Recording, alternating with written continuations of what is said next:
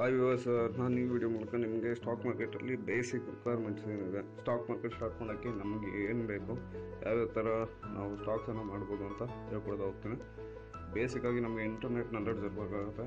ಯಾಕಂದರೆ stock market ಬಂದು digital ಆಗಿರೋದ್ರಿಂದ ಎಲ್ಲ ಡಿಜಿಟಲ್ ರೂಪದಲ್ಲೇ ಇರುತ್ತೆ. ಅದಕ್ಕೋಸ್ಕರ ನಮಗೆ ಬೇಸಿಕ್ ಇಂಟರ್ನೆಟ್ ನಾಲೆಡ್ಜ್ ಮತ್ತು ಬ್ರೌಸಿಂಗ್ ನಾಲೆಡ್ಜ್ ಬೇಕಾಗುತ್ತೆ.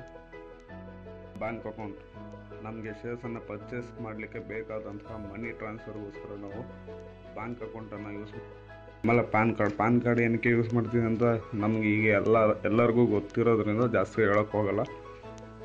ನೆಕ್ಸ್ಟ್ UAN, ನಮಗೆ UAN ಅಂತಂದರೆ ಯೂನಿಕ್ ಐಡೆಂಟಿಫಿಕೇಷನ್ ನಂಬರ್ ಅಂತ. ನಾವು ಸ್ಟಾಕ್ ಮಾರ್ಕೆಟಲ್ಲಿ 1 ಲಕ್ಷಕ್ಕಿಂತ ಜಾಸ್ತಿ ಇನ್ವೆಸ್ಟ್ ಮಾಡಬೇಕು ಅಂತ ಅಂದಾಗ ನಮಗೆ ಈ ಯೂನಿಕ್ ಐಡೆಂಟಿಫಿಕೇಷನ್ ಕಂಪಲ್ಸರಿ ಬೇಕಾಗುತ್ತೆ.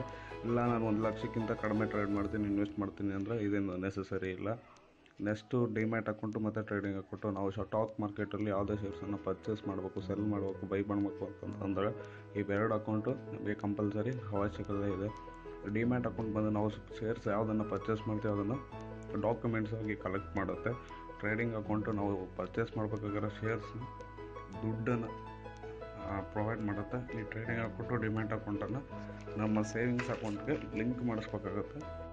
ಇನ್ನೂ ಈಸಿ ಆಗಬೇಕು ಅಂತಂದರೆ ನಿಮಗೆ ಸೇವಿಂಗ್ಸ್ ಅಕೌಂಟು, ಟ್ರೇಡಿಂಗ್ ಅಕೌಂಟು ಮತ್ತು ಡಿಮ್ಯಾಟ್ ಅಕೌಂಟು 3-in-1 ಅಕೌಂಟ್ ಅಂತಂದ್ಬಿಟ್ಟು ICICI ಮತ್ತು SBI ಬ್ಯಾಂಕ್ಗಳಲ್ಲಿ ಓಪನ್ ಮಾಡ್ಕೊಡ್ತಾರೆ.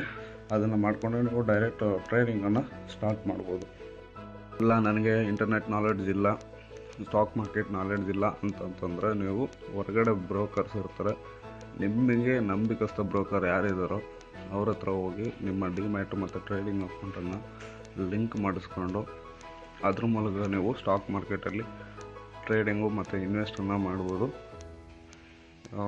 ಸ್ಟಾಕ್ ಬ್ರೋಕರ್ಸ್ ಬಗ್ಗೆ ನಾನು ನೆಕ್ಸ್ಟ್ ವೀಡಿಯೋದಲ್ಲಿ ಹೇಳ್ಕೊಡ್ತೀನಿ. ಈ ವಿಡಿಯೋದಲ್ಲಿ ಬರೀ ಬೇಸಿಕ್ಸನ್ನು ಮಾತ್ರ ನಾನು ಹೇಳ್ಕೊಟ್ಟಿದ್ದೀನಿ. ಏನು ರಿಕ್ವೈರ್ಡ್ ಇದೆ ನನ್ನ ಬೆಸ್ಟ್ ಆಫ್ ಲಕ್. ನಿಮ್ಗೇನಾದರೂ ಡೌಟ್ಸ್ ಇದ್ದರೆ ಈ ವಿಡಿಯೋ ಕೆಳಗೆ ಕಮೆಂಟ್ ಮಾಡಿ, ಇಲ್ಲ ಸಜೆಷನ್ಸ್ ಏನಾದರೂ ಇದ್ದರೆ ಕಮೆಂಟ್ ಮಾಡಿ, ನಾನು ರಿಪ್ಲೈ ಮಾಡ್ತೀನಿ. ಇಲ್ಲ ಅದಕ್ಕೆ ತಕ್ಕನಂಗೆ ವಿಡಿಯೋ ಅಪ್ಲೋಡ್ ಮಾಡ್ತೀನಿ.